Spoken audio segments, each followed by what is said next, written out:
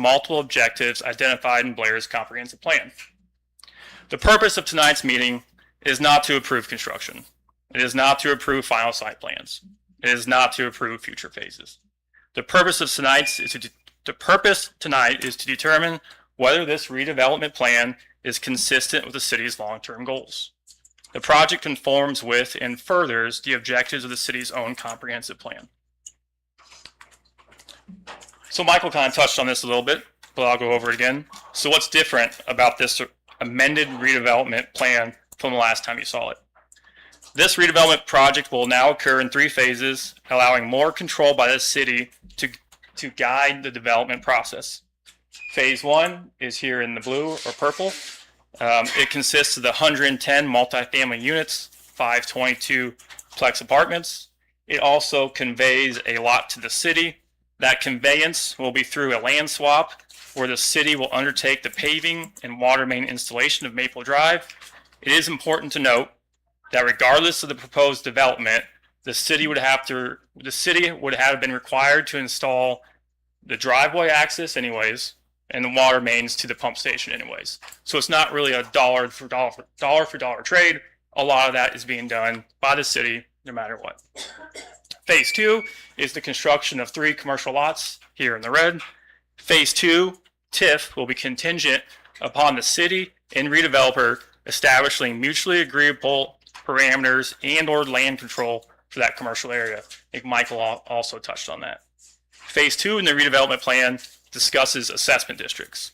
Assessment districts are the city bonds for public infrastructure, and the property owner or developer pays back those bonds. The total debt is paid off by the property or developer, not the city. It does not cost the city any money, nor is it redirecting any existing taxes to the project. The city will also have to approve those districts in the future. That is not part of this redevelopment plan. It just lays groundwork for it. Phase 3, here in the green, is 88 additional multifamily units consisting of 4 22-plex buildings that the city will have to consider after the first phase has stabilized. We'll have to consider the market demand, community support, and look at the viability of additional housing at that point. So tonight is about the redevelopment plan. The plan is consistent with Blair's comprehensive plan. It creates future economic development opportunities, it extends public infrastructure, and it creates more workforce housing. That's a little delay.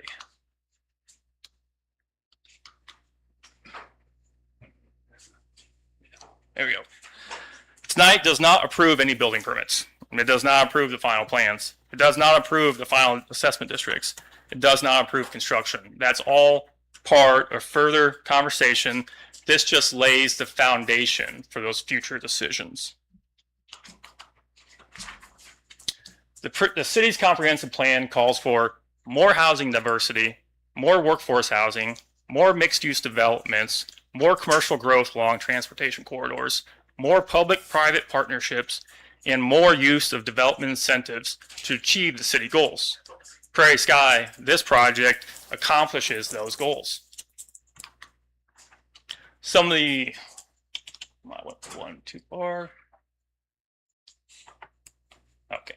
Some of the immediate improvements: the creation of 110 workforce housing units, city pump station, infrastructure improvements, Maple Drive paving, installation of more water main.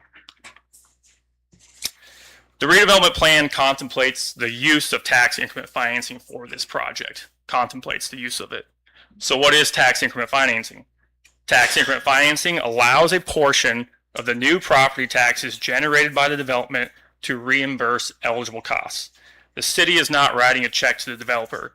The developer must invest $50 million to construct a project to create that new tax value. The property still pays 100% of their property taxes.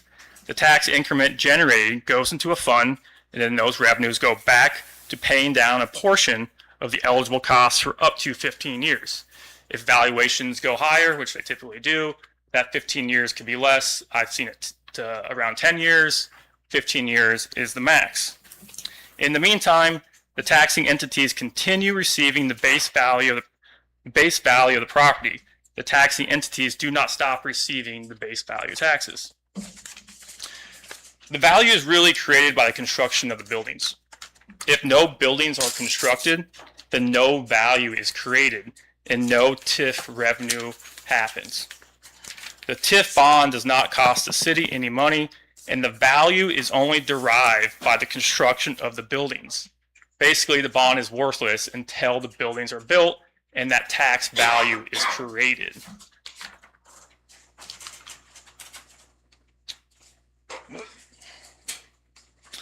Many people think the city is giving the developer millions of dollars.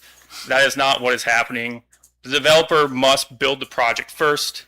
It must create the new valuation. Only then will it start to generate the new taxes.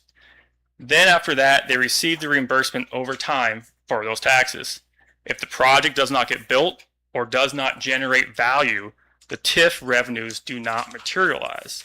There is no existing taxpayer money or city funds that go into TIF. The TIF revenue is only generated by the buildings getting built.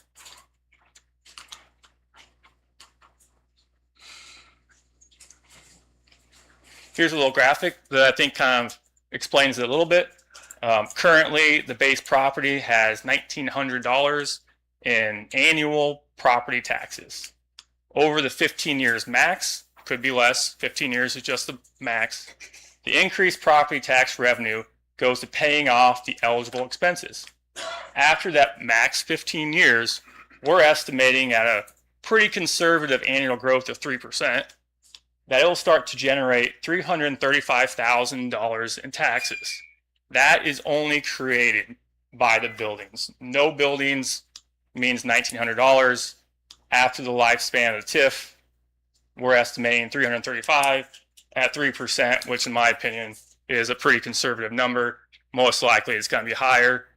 Once again, that number only comes if the buildings get built.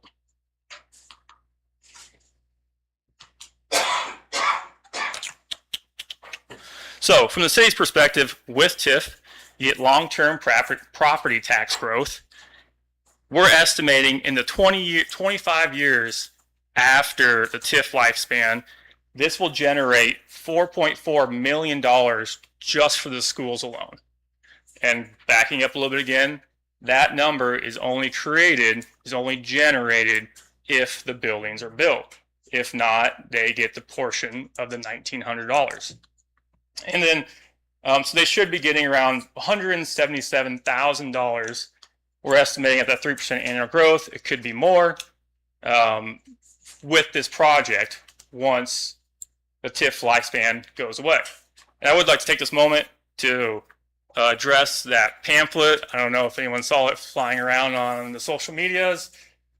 We sent a pamphlet to Don Johnson to kind of explain some of our findings. We put some Blair School logos on it. Our intent was not to be mischievous or anything like that. We were just correlating the topic with the pictures on it. So I apologize if that was misleading. That was not our intent. We were just trying to show kind of the facts from our research. We sent it over to the school. The intent was to have them be the only ones to see it. Somehow it got out. People misinterpreted it. We probably could have been clearer on our part. So I apologize for that, but that was not the intent. It was just to kind of provide more information from how we see it. This clicker is going to be... Okay.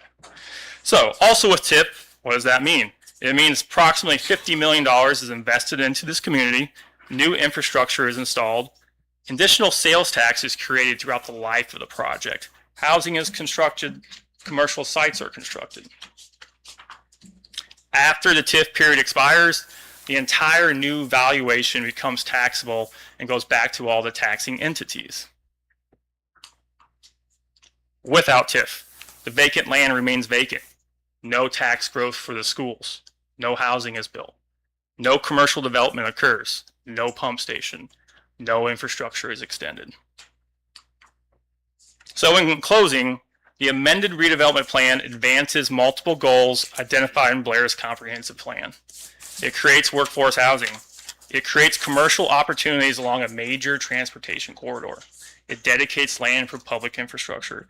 It leverages significant private investment while preserving future decision points for the city. Most importantly, approval of this redevelopment plan does not obligate the city to approve future phases. It does not obligate the city to approve the future development, the future commercial development, or the assessment districts. It simply keeps the project moving forward that has the potential to address housing needs, support economic development, and strengthen Blair's long-term tax growth. For those reasons, we respectfully request that the CDA recommends approval of the redevelopment plan. If you have any questions about my part, I can stick up here for a second. I've got a question. Yes. Sorry, the attorney was up before. He said this third phase might come in 5 to 7 years. Is that your numbers or is that his numbers?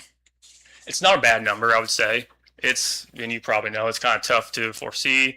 Our intent would be to go from phase 1 to the commercial and then assess the situation and then move from there. If you think about it, the buildings probably take 2 years from now to build. Then you move on to the commercial. Might be a little bit of time to build that. That number is probably not too far off, as long as we don't go to like COVID again or something like that. So your figure about the amount of money that the school would receive over 25 years, that's beginning after the potential 15 years. So really you're talking 40 years from now. Yep. They would receive in 2066, they would have that. Correct. There's really no, if the project doesn't happen, there's no generation of anything now. If the project does happen, you could be looking at a 15-year max. It could be less as the valuations go higher, the bond gets paid down quicker. It's a pretty typical thing to do, but that's the only way to get there. And that's what we're estimating, 4.4 million, I believe what the number was. But that's only true if that land lays fallow for the next 40 years. It's true if the buildings get built and after the TIF lifespan, and then otherwise there really is no intent to develop it without this project. Well, you're assuming that no one else in the future will be interested in developing that property. The current landowner doesn't really have, I don't want to speak for him too much, but from my conversations with him, the current landowner doesn't have much intent besides this project. Okay.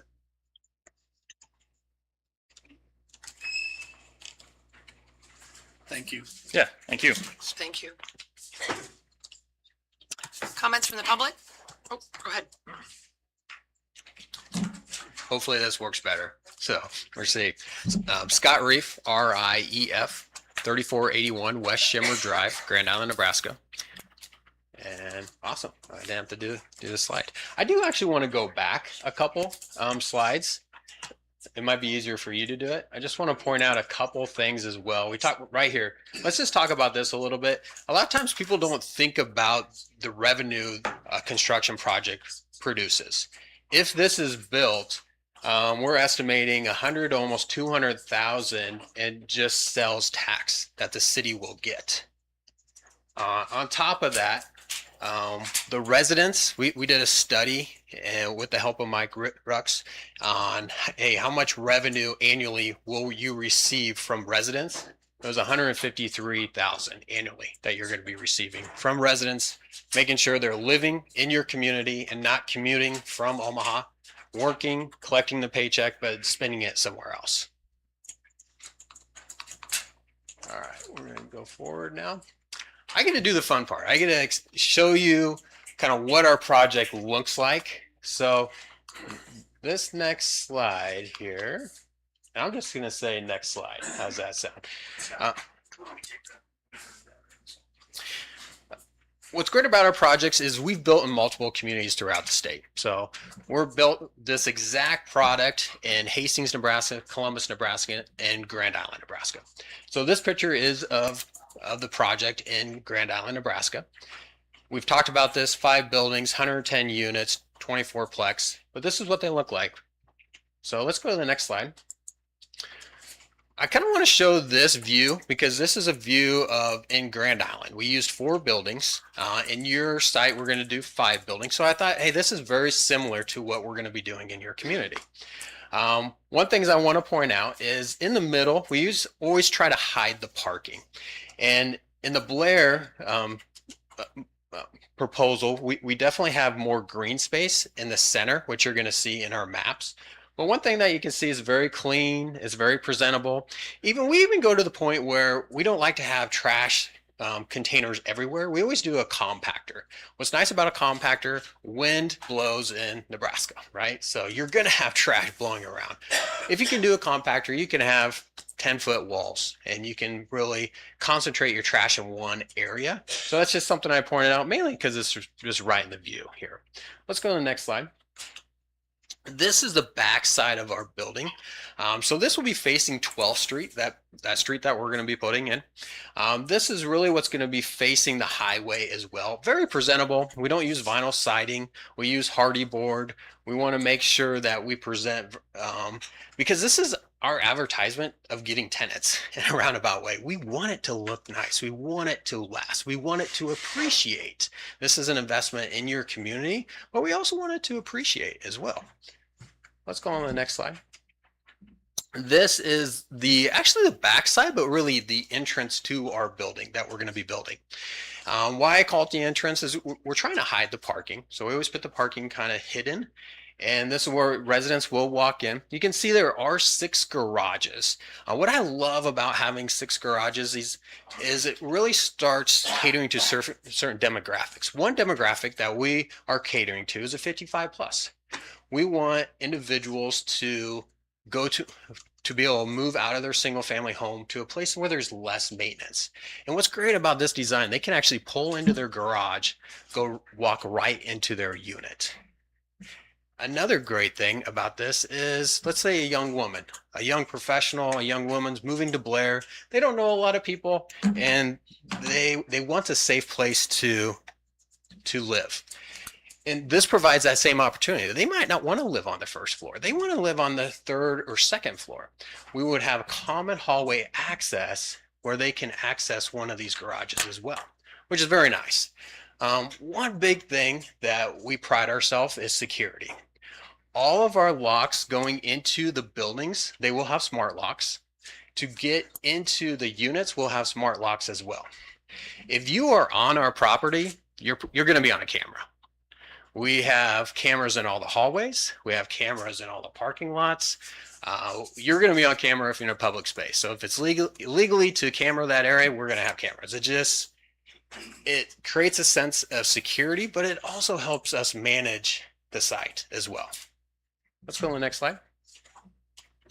Just another picture of perspective of what it'll look like, because I always think it's a real life perspective. We built this, you can see what it looks like. Let's go to the next slide. And this is a video. And in this video, I want you to really see what the inside of our units look like. So as you're looking at this, we always do quartz countertops in our units. We have stainless steel appliances. We have nice cabinetry. One thing you're going to notice is we do not have carpet in our units. Not only do I always think it's kind of weird to live on someone else's carpet, but we cater to pet owners. And what I mean by that, 50% of our tenants are going to have pets, more than likely. So we do vinyl planking everywhere. We have a nice trim package. Our door package is very nice. We are catering towards that professional, that workforce, and also young teachers, other people we want to recruit to Blair, or they may already be living here, working here. We want them to live here. That's going to be our ultimate goal. Do these units have elevators or is it stairway access only? Yeah, great question. They will just be stairway access only. But first floor is all ADA units. And the nice thing what we do, we never do a long hallway. So we break this up almost into 2 sections. So your neighbors, the most you have is 4 neighbors, which is nice. Some apartment complexes, you have a long hallway and you get one kid running down the hallways, knocking and doing all that on all these doors. Like, we try to limit the exposure to other neighbors as well. Mr. Reed, from the plat I'm looking at, it appears that lots 2, 3, 4, 5 are all adjacent or built into each other. I understand there could be space in between them, but is the intent that they are built as contiguous? There will be separation Okay. between the buildings. Yeah. So legally, I think, or requirement wise, we need to at least have 20 feet between those buildings. Okay, I just, like I said, from looking at the plat, it just shows the lots, not the actual building placement. Yeah. So I For could fire code ascertain and that. everything, there has to be separation between those buildings. Okay, thank you. Let's go on the next slide. I just wanted to show you furnished units. We do furnish units. Like I said, we build these in other communities. This is huge for that traveling nurse. You have a traveling nurse working in your hospital. You have a contract with a doctor that might only be here for a year or 9 months. We find that when you bring professionals to a community, they want furnished units. So we typically do some furnished units as well. Let's go on the next slide. Okay, so I wanted to show you real life. Now these are renderings, so people have a better understanding of what is this going to look like. So there's a laser. This is the commercial area that we're talking about right here. This is the highway. This is 12th Street. This is Maple Street. You can see our apartments are off the highway, 300 feet actually. So they're back in the corner. One thing that I also want to point out is just how zoning kind of works. You can see we have Dollar General over here. This is a nice transition from going industrial to high density to commercial to highway. It just makes sense to have that. It would be very difficult to throw in single. You got industrial, you got single family, you got commercial, you got highway. That it wouldn't feel like a neighborhood in this area with it being so close to that industrial area.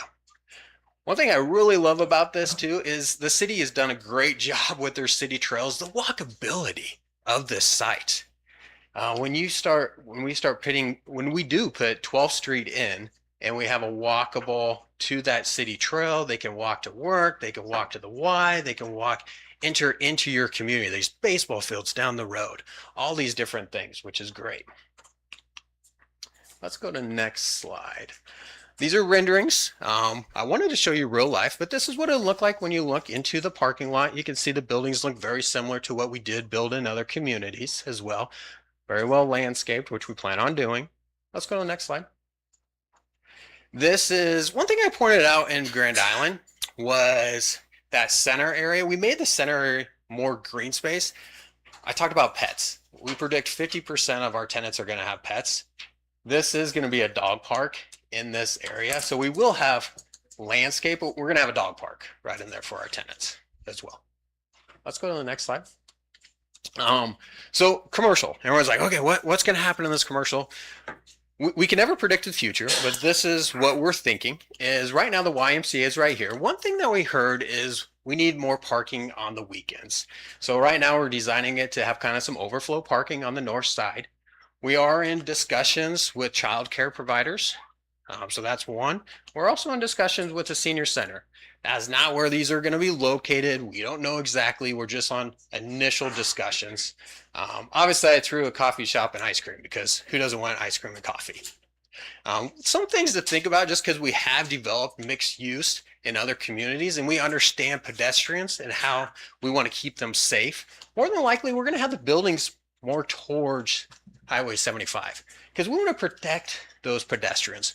We want to make sure they feel very safe coming in off Wilbur onto 12th Street, entering into the commercial area. They can park, they can walk their kids to the daycare provider, but it's very protected but we also want the buildings to have exposure. And the best thing is to typically have those along the highway and have the pedestrians on the backside as well. Next slide. All right. In the end, we're very excited to be in Blair. We're excited to move forward with this, invest in Blair, but really be long-time business owners in Blair. And I am here. If you have any questions, I'll be more than happy to answer them. No questions? Thank you. Thank you. Okay, thank you. Other comments?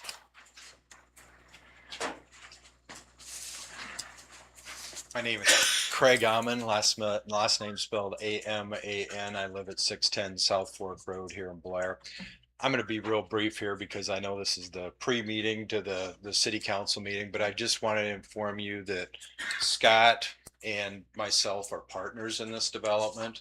I think you can see just by the short little introduction that Andrew and Scott did here, these guys know what they're doing when they're developing land.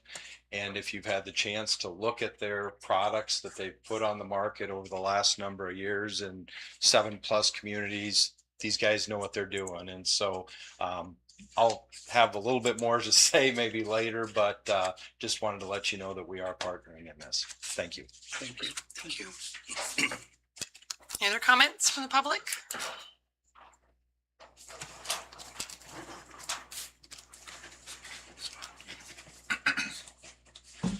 Good evening. My name's Ed Matthews, 739 North 16th Street in Blair.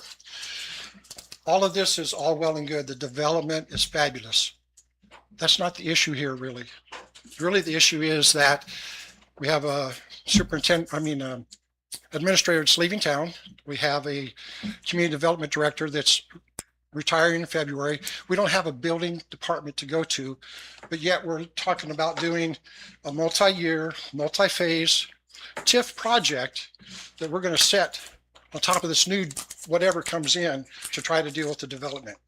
We're just a little bit ahead. I think these things are great. They should come in time, but this isn't the time right now.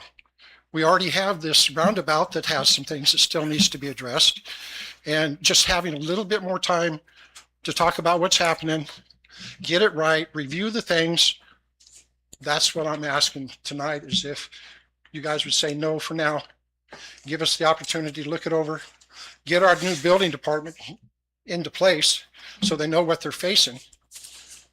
We already have other issues that need to be addressed that are not here for tonight to be brought up, but yet we know they're there. So I thank you for your time. I want to be helpful.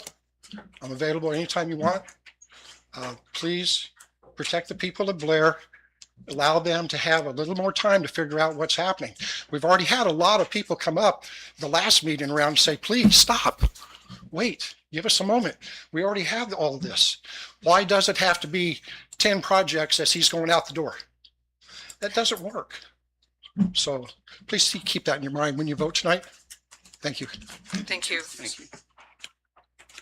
Other comments from the public?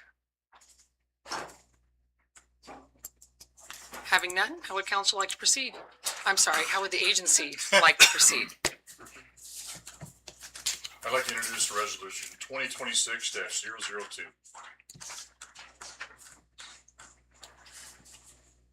Resolution or agency member Heisler introduced resolution number 2026-02, recommending approval to the city council via resolution number 2026-02 of a tax increment financing development plan entitled redevelopment plan for SJAV tenant redevelopment project.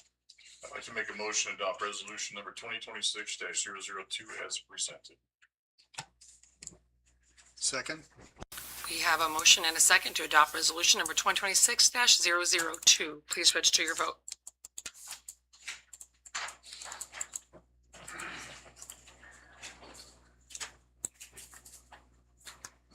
Council members present voting aye. Downer, Highfield, Lecter, Long, Paulson. Council members Clark, Wolf, and Willis voting nay. Motion passes. Item number 4, motion to adjourn. So moved. Second. We have a motion and a second to adjourn the agency. Please register your vote.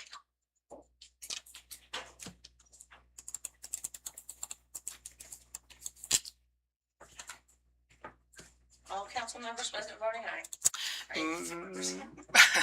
Meeting adjourned. We'll take a